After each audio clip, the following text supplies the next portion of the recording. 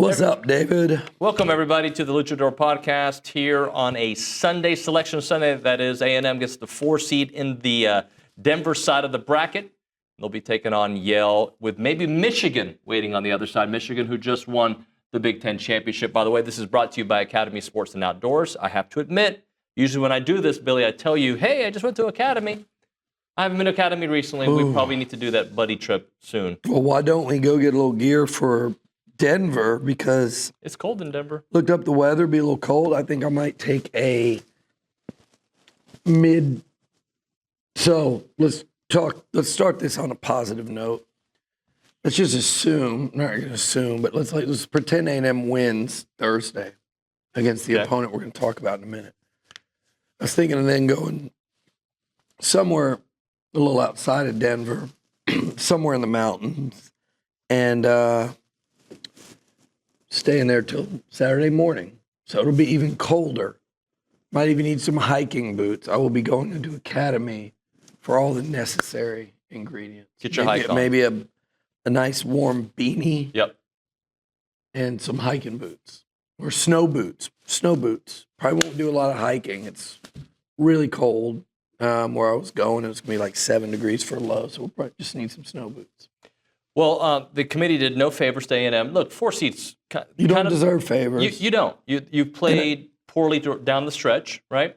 But that being said, I think Yale is a very tough 13 seed. You've got Michigan, who just won the Big Ten. Yep. If you are somehow able to beat both of those teams, you've got Auburn waiting for you. Okay. A team you've already beat. But that's way ahead. I get it, but let's be real here. Yep. When I say they don't deserve favors, they don't deserve favors. A 4 seed is really good. Mm-hmm. They earned that. You could argue that they earned a 3 seed over, say, the one that stands out to me most Iowa State. is Iowa State. You could say that, and then I know everyone is looking at this right now going, I thought, because we've been told that the conference tournaments don't matter. That's what I was trying to tell Luke this week. Like, don't go too far out on that limb where the conference tournament doesn't matter, because as I checked, Florida's a 1 seed. Yeah, it didn't. Everybody was trying to say before the tournament that even if they won it, they weren't going to get it. They probably, or was it Tennessee? Whoever it was, it might have been Tennessee. But Michigan a 5 seed, while Wisconsin a 3 seed. And Wisconsin did benefit from the tournament, but lost to Michigan. Wisconsin benefited, and that's probably. That was probably the last one. I haven't looked, but I mean, them and Iowa State, A&M fell behind. But you lost to Texas in your first game, and it mattered. It just did. And I think losing 5 of 7 certainly mattered. You know, like I look at the games they lost. And by the way, pardon my voice. I was in Nashville.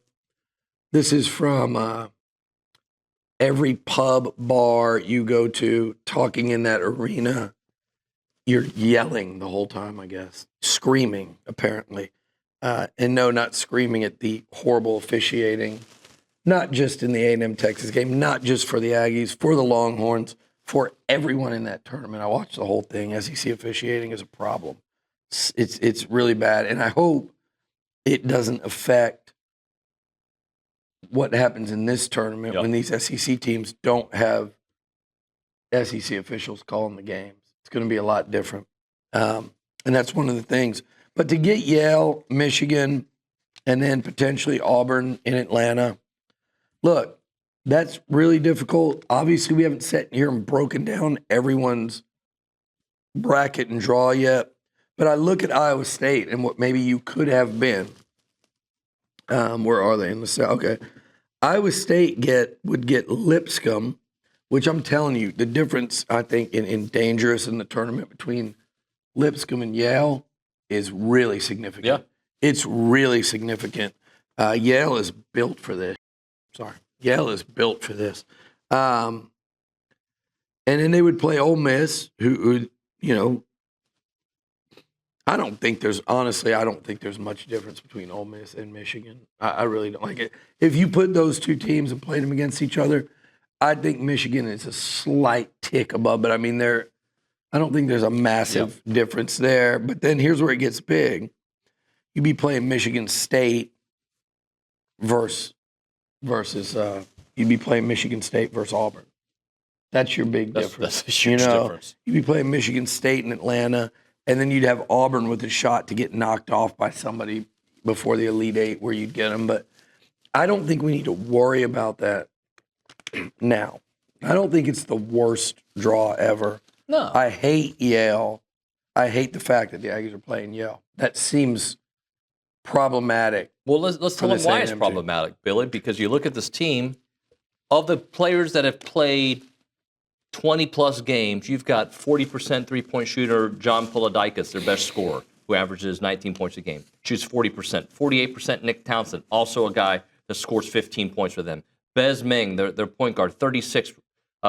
Casey Simmons, 39.5%. They've got a guy who's played in 8 games, 47%. 41% from Riley Fox, who's played in 23 games. These are guys that play significant minutes, that hit a lot of threes. And, oh, by the way, they don't turn the ball over a lot. Well, let's be honest. We all watch Yale about twice a year. You might catch them in one non-conference game against somebody good. This year, they played Purdue, lost by 8. So maybe you happen to watch that one. And then we watch them in the tournament. Yep. I believe it was Yale. I could be wrong. Could have been Penn. I think it was Yale that beat Baylor. They knocked out Baylor when I think Baylor was a 3 seed. And they beat Auburn last year, obviously. Hey, with Janai Broome and all those a lot of those same players. And they knocked off a 3-seeded Auburn team that had just won the SEC tournament. So by the way, I don't mind Michigan. We think they're hot. They just won the tournament, but I thought we were saying playing all those games might tire you out. So we've. And weren't they talking about Dusty May being a bad hire 3 weeks ago? Yeah, so it's not. They're not. Look, the reality is Texas A&M over the course of this season has been a better team than a 7-loss Yale team. It's not like they're undefeated, and they're better. I think it's debatable for the finish. Team that won a conference tournament. Total story. I put more credit to that than I feel like most do. But if you look at body of work over the season, A&M's also, they're better than Michigan. They've accomplished, they've been more impressive in victories, and their defeats are better than Michigan. So, look, the Yale thing I know worries everyone, and it should. There's a reason they've knocked off some giants. It's how they play. They're very patient. They are really good with ball fakes and the way they play in the post, like they're bigs. It's just fun. I know it's cliche because it's Ivy League. It is a fundamentally sound, patient. They will make the extra pass, find that backside 3 that A&M, doesn't like to, but kind of gives up sometimes in their defense. It's going to be a tough one, man. That is a survive your first round game. And that, to me, forget about the whole draw. That was why you wanted the 3 seed and not the 4. And again, they just have themselves to blame. I think you could argue that they should have still been a 3. But to me, the 2 games that if you want to lament, it's Texas and Vandy. Both, yep. Vandy at home, and then that Texas game, just the way you lost it, and you had so many chances to win it. If you split that, I think you end up getting probably 3. Probably so, especially Texas, because then you would have played Tennessee, and I think it would just added to the whole resume, playing another, highly seeded team. Probably that loss stung you doubly because it is what got Texas in, and it pushed you down the line. But let's say something. This Texas A&M team can get out of Denver. Yes. They will be, I think more people than won't will have them getting out of Denver. I know Yale will be a trendy upset pick. Don't feel offended. Don't get battered Aggie syndrome. They will be a very trendy upset pick. Again, that is not who you want to play. A&M played an Ivy League school in March Madness. The first time they went to a Sweet 16. They played Penn in Lexington. I think if you look this up and fact check me, Penn was up 4 with 10, 12 minutes left in the game. Let's just call it midway through the second half. Penn took a lead and went up 4 on AC Law, Joe Jones, AK, Josh Carter, Dominique, Logan Lee. Logan Lee couldn't even stop them. But Penn was ahead, and the Aggies pulled away down the stretch. But it was a tough game. I remember the fans all get behind, the underdog. But especially there's something different about when the Ivy League team's trying to pull the upset, because they're just it's just such a different level in terms of resources and what they have at their disposal. So everyone wants to see that. So you're going to have to, withstand that. But look, the Aggies, maybe it's a game they got to get big. Pharrell Payne, Henry Coleman, Solomon Washington, Andy. Like, maybe it's a game where those guys, you feed them and let them get some guys in foul trouble. But they'll get you in foul trouble too, with the shot fake and the cuts to the basket. Like, what I worry about, it's become kind of funny when I bring it up, Billy. But what I worry about is that third or fourth shooter on that team. A&M typically does a great job of taking out their best offensive threat, oftentimes, right? And it's that third pass that gets A&M sometimes. And not as much we saw the last couple games, but we definitely saw it during the 4-game losing streak, where there'd be a guy you've never heard of hitting threes on the corner. That's what worries me when you have that many shooters that can hit the three ball. But they've never faced the defense. Go ahead. Well, we did all this before Penn State, and they throttled it. They did. We did all this, I don't know if you remember, we did all this a year ago against Nebraska. Yep. And A&M ran them out of the gym. They 100%. Kicked their ass. The Aggies outshot them. Yeah, the Japanese Steph Curry wasn't much of a factor. So I just don't know. We can try this all we want, and it just doesn't sometimes work out. Sometimes in the wrong way, sometimes in the right way. But it is something to look out for. It is. And, if they lose to them, that's how you see it. But also if they beat them.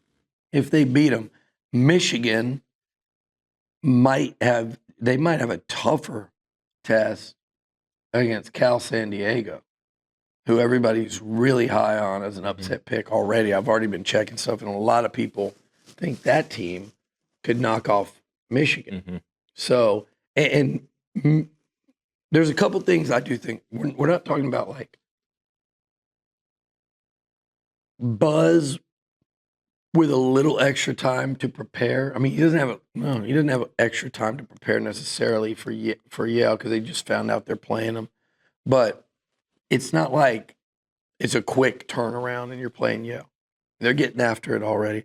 I think if you give Buzz enough time, he's going to scheme up something different defensively. I don't think they're just going to sit there and do anything that plays into their hands.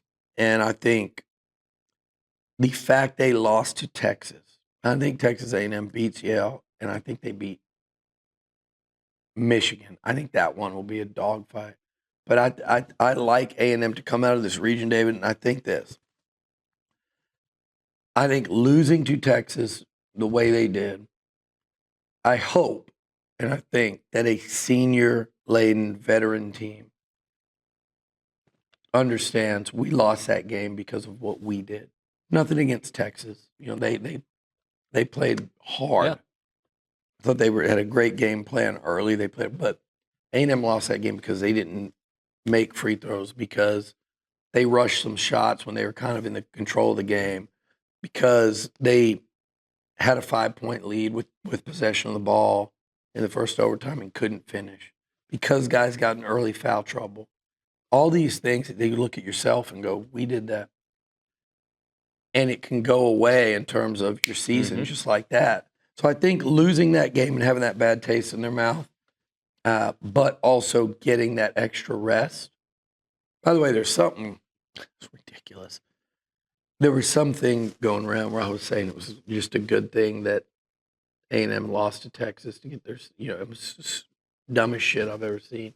But when it did happen, if there's a silver lining, it was that.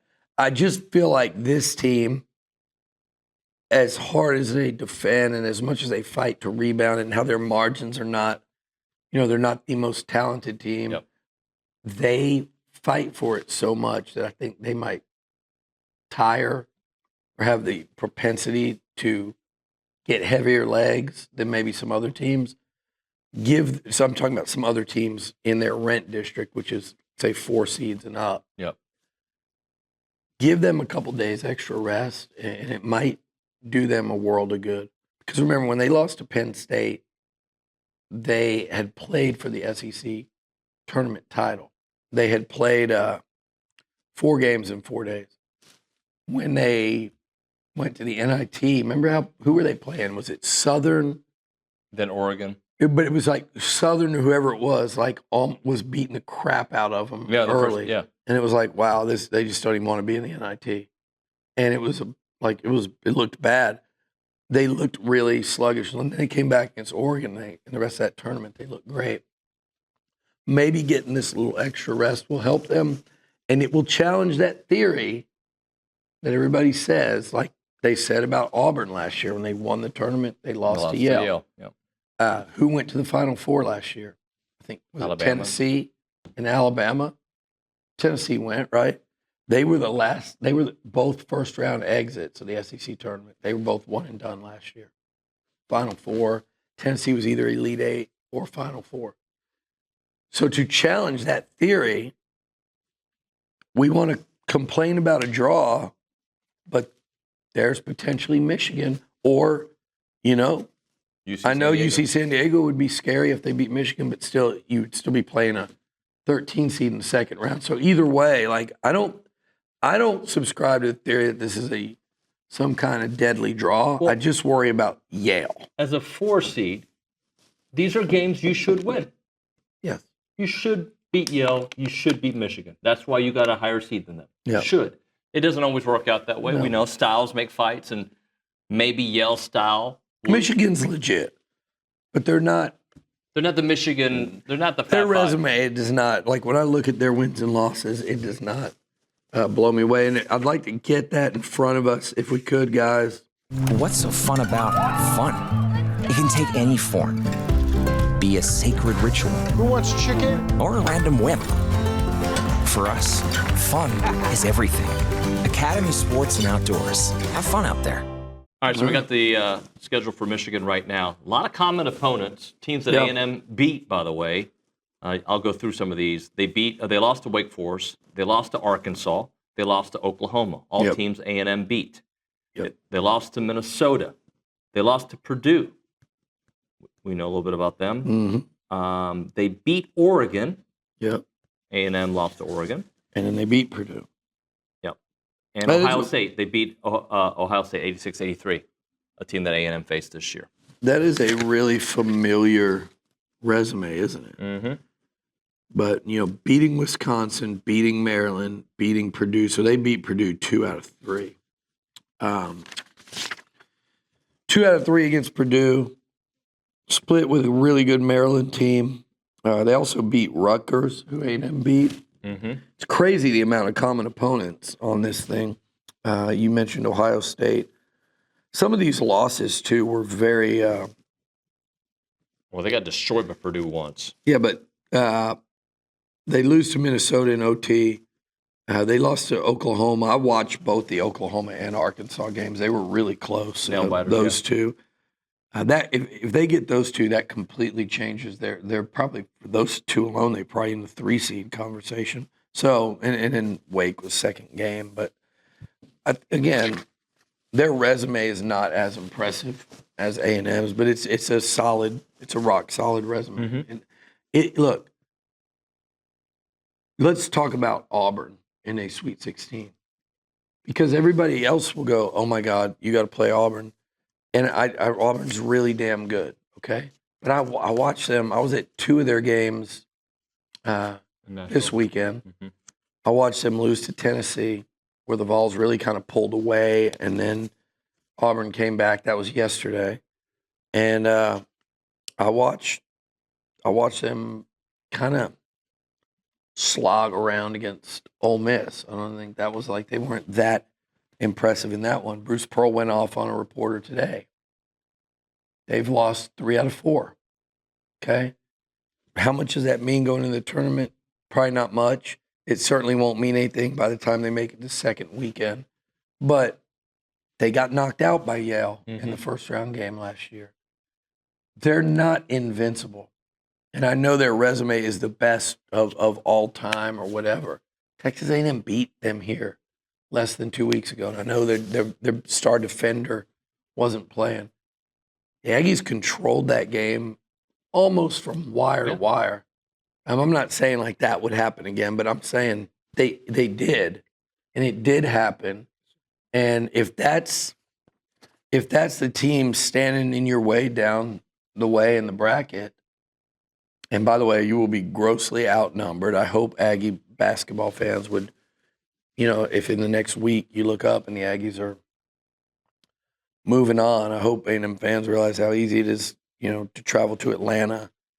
Treat that like it's an SEC title game in football. Right. Treat it like Auburn's fans would treat it. We're getting way ahead of ourselves, but just looking at that bracket, David, I don't think they would lose to Louisville or Creighton. I just don't. You'd be getting Auburn. And then probably, but not for sure, but you look at the 2 seed in that region, and it's Michigan State. I mean, it's funny, you think about physical, just slugfest basketball. It's Auburn, it's Michigan State. So if you get into that next round, into that next weekend, you better be ready to play some grown man stuff. But by the way, what is Bruce Pearl's record against Buzz Williams? Like 2-6, I think. Yeah. So instead of doing this whole, oh no, hey, Auburn probably didn't like looking at that bracket and seeing A&M as their 4 seed. I'm not saying they're scared of A&M, but it's one of about 5 teams that beat them this year. And you're having to look at the Aggies and go, damn, not only did they beat us, so there's a confidence thing there that maybe some other teams wouldn't have, but we have problems with them. Yeah. We have problems with A&M. Bruce Pearl has problems coaching against Buzz. So you think they're probably sitting there in their staff room right now going, man, how are we getting them as a 4 in our region? You don't worry about that yet because they're probably just sitting there going, somebody in their room probably went, man, I bet Yale might beat them. Because that's the beauty of this tournament. Yeah. That's the matchup. But look, how many times has A&M been seeded higher than this? The Caruso, Daniel House-led Sweet 16 team under Billy Kennedy. Mm-hmm. They were a 3 seed. AC Law, Billy Gillespie, Joe Jones, that crew, they were a 3 seed. That's it, right? Mm-hmm. In the modern time, that's it. This is the second highest they've been seeded. I think Mark Turgeon one year had them as a 5 seed, maybe. So you got a real opportunity. And A&M fans, you should love the idea of Denver versus some of those other venues. Heck yeah. And honestly, like if you're going to get the opportunity to move on, playing in the South. Yeah. I mean, they give you advantages in the regions for a reason. You be in the South. Who knows? Maybe you're playing in the South with Auburn's upset again. Not even facing them. And you're the South's team down there. First things first, though, getting through Denver, and not a terrible draw, just a trendy draw to pick the Aggies to lose because of who they're facing, Billy. Yeah. Because Yale has upset teams before. For sure. And also because what they're good at seems to be an Achilles heel for A&M. Yeah. That does not necessarily translate when A&M's defense is on point. Well, A&M's part of what you're saying too, though. The Aggies are going to have to bring it on the offensive side, and use your power inside. Win the offensive glass. Get rebounds. Have Pharrell Payne have a monster game. That whole group, that whole group go out and play really well. And then Wade Taylor, Zurich Phelps got to say, man, I was terrible shooting the ball the other night. Probably shot way too much. I don't know why they didn't rein him in. But Zurich Phelps, like, he's had a good year. Yeah. Like, come out and say, man, I'm not going out like that. And maybe he plays a lot better, but Wade is the one that you look at and you go, man, Wade Taylor, like, and there's 8 of them, seniors. Like, you've done a lot. Just keep playing because the team has a chance to do something special. Yep. But, yeah, I think they're going to have to avoid those long, and I know somebody say, when do we ever avoid that? Well, against Auburn would be a good example. Avoid that long stretch of not scoring enough. You know, those long scoring droughts. I think if they do that, I think it's going to be a tough game, a really tough game, 40-minute game. I mean, I think we're going to be stressing that one out. Yeah. But I like A&M to win that game, and I'm telling you, I think they'll get out of that region. I think they will. And by the way, a little payback against Michigan if you get the chance. Because they ended your season in Sweet 16 a few years ago. Where they in Wichita, right? No, it was in L.A. I was there. That's why I know.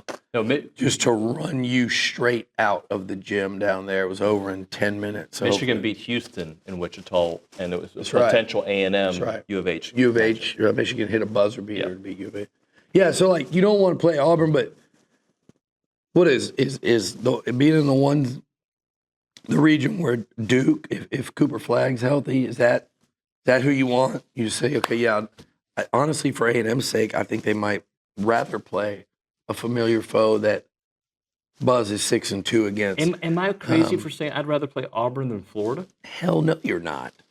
Did you? I'm being sorry. You watched Florida this weekend, and right? I just don't like the matchup for A&M either. I don't either. I didn't when they went. Yeah. I said all along I thought they could beat Florida or Auburn in those last couple. Tennessee, Florida, and Auburn. I thought they would win one of those 3, maybe 2. I thought they could maybe get the 2 home games. They almost did.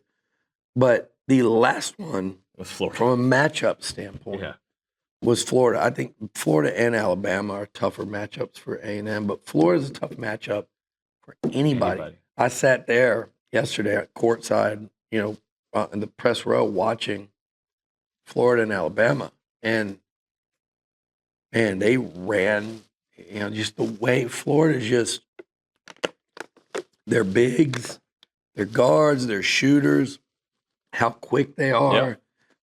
When they turn you over, how quick they get down, and like it's a blur. And even Alabama couldn't handle it. And that was really high level offensive basketball, at least for the first 20 minutes, and then Florida just put the gas. So yeah, and then what? You want U of H? No. Although from the 1 seeds, U of H is a team that if I was ranking who I'd want to play, who I'd want not play, they got to get there. Who would I want to be the 1 seed in the region? U of H, right? As good as they are. I go U of H, but they play so much better defense than Auburn. Yeah. And Auburn plays good defense, but U of H plays so much better defense. Luke just got back. Do we want to bring him on? Sure. All right, Luke Evangelos was just with Buzz Williams at the press conference after the Selection Sunday announcement of Yale. Luke, welcome, sir. Televangelist. Good to see y'all. So just your thoughts on the 14 teams from the SEC getting in and how it kind of stacks up for everybody. I mean, it's historic, one, that this happened this year, and it's historic that A&M was a part of that, and not just a part of that, but finished 5th. And ultimately, they were rewarded with the 6th best seed in the league, which we can get into the breakdown of the 3 versus 4, I guess, later, but I think the 6th best seed was particularly fair. I don't necessarily agree with Kentucky being so far ahead of A&M, but I think being 13th overall is probably where I expect it to be. A&M, I think their ceiling was 12th, and I wouldn't be surprised to see them at 14th, but 13th is fair. As far as the rest of the league, though, I think a team like Arkansas is one to probably watch out for. They get Kansas in the first round, and then they would play St. John's, and they get Boogie Flan back, who was their leading scorer. I think if there was ever a year for the SEC to make noise and finally break that curse of not winning in a decade, it's obviously this year with the multiple 1 seeds, the multiple 2 seeds, and the 3 seed and the 4 seed. But there are teams like Missouri even that are positioned from a higher seed to make a deep run. Missouri Tech could be one of your absolute best second round. That region games. is crazy. That region is absolutely the region of death. 21% of this tournament is SEC. That's crazy. Yeah. But then again, I mean, it feels like there's only 4 conferences and there's only 2 conferences, But I think we'll see. Look, you look at Kentucky's 3 seed, and Troy's pretty good. Mm-hmm. They're not as scary as Yale because they don't have history. Troy was also one of those teams I didn't really want to see A&M draw. That was like the only potential 14 I was kind of worried about. So they get Troy, and then they probably play Illinois versus playing Michigan. Mm-hmm. Even if Texas somehow got through to that, they beat Kentucky. So, and then you look at Kentucky's, the 2 seed, they'd have to play Tennessee, whereas A&M would have to play Auburn. So it's not, I don't think, it's not that big of a deal. It really isn't. I think in the A&M in that region, though, I do think there's a pretty significant difference between Auburn and Michigan State. I'm nothing against Michigan State, but that gap feels more than. And you mentioned it in your tweet. Having to play Auburn potentially in Atlanta is similar to what the advantage A&M would have had last year if they had made the Sweet 16. Yeah, they would have gotten Duke in Dallas. And even more so because Auburn fans there's been such buildup throughout this season. A&M would have gotten there with an upset over U of H, and a lot of people would have been calling me like, hey, I heard we're playing in Dallas this weekend. These Auburn fans they've been waiting for that all year. I don't know, Luke. Who's the SEC team? Don't say A&M. Can I get a look at this? Yeah, who's your SEC team that you think is an upset? I like Mississippi State. Baylor would be a hell of a first round. You game. think an SEC team that to get knocked off and upset earliest? I mean, a lot of people would say A&M because that's going to be a popular pick. There's that Yale history. If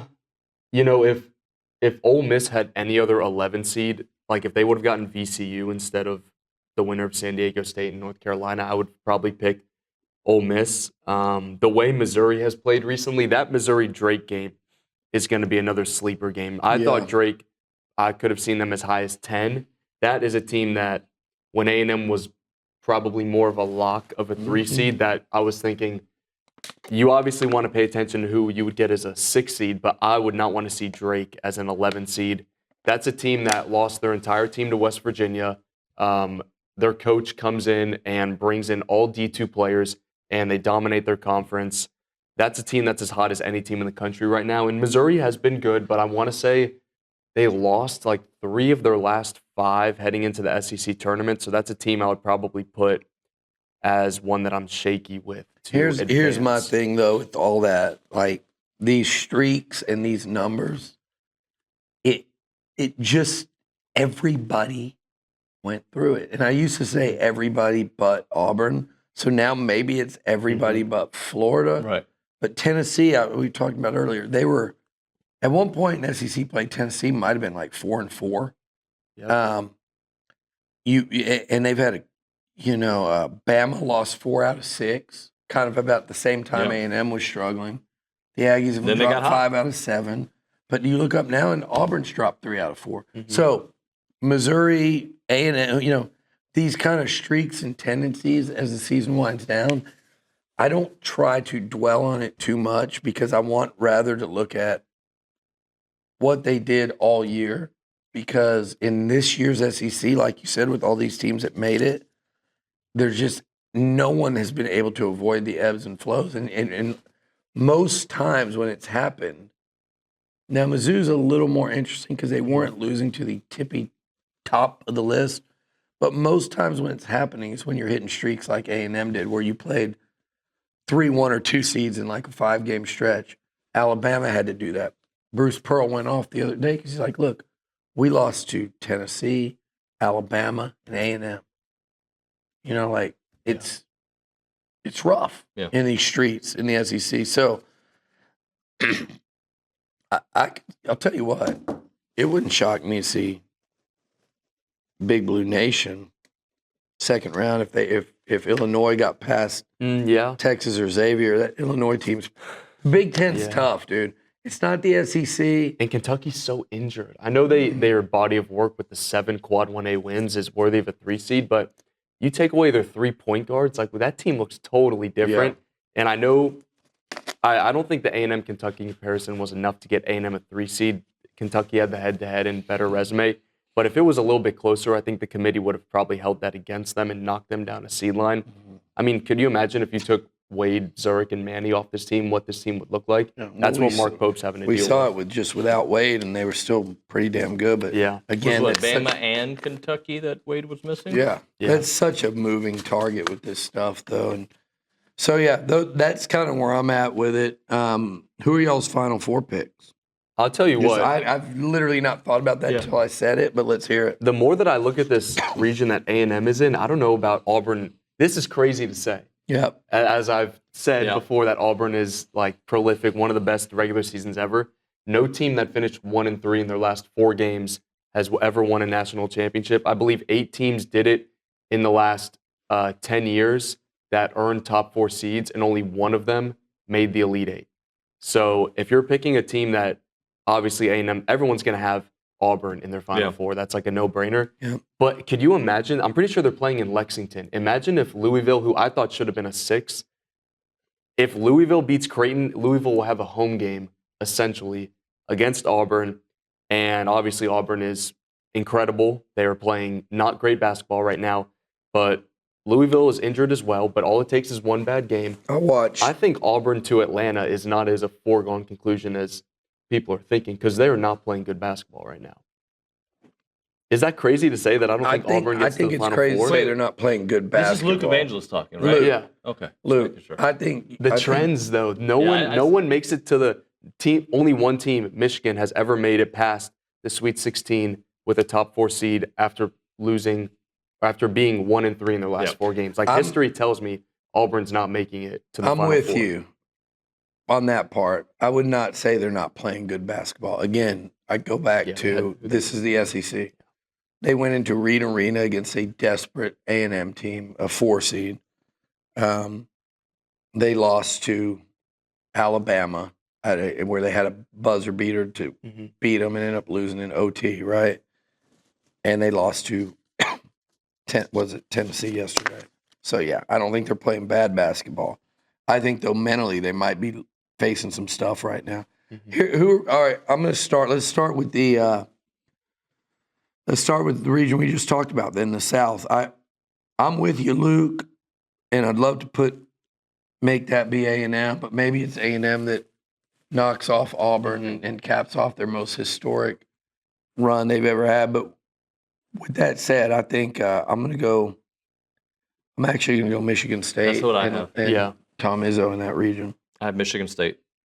Yeah, I feel like they're definitely getting to the Sweet 16, and with the teams that are in the top half of that bracket, if you're not picking Auburn, it's probably got to be Michigan State out of the South. Yep. I think we all agree there. Yeah.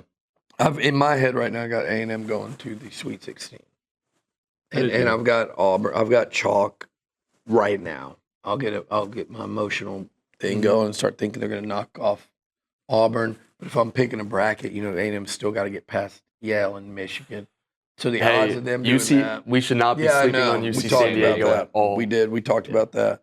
But so let's move out to the West. I'm going to be real quick about this. Yeah. No team is playing better than Florida. No. If there's a second team in there,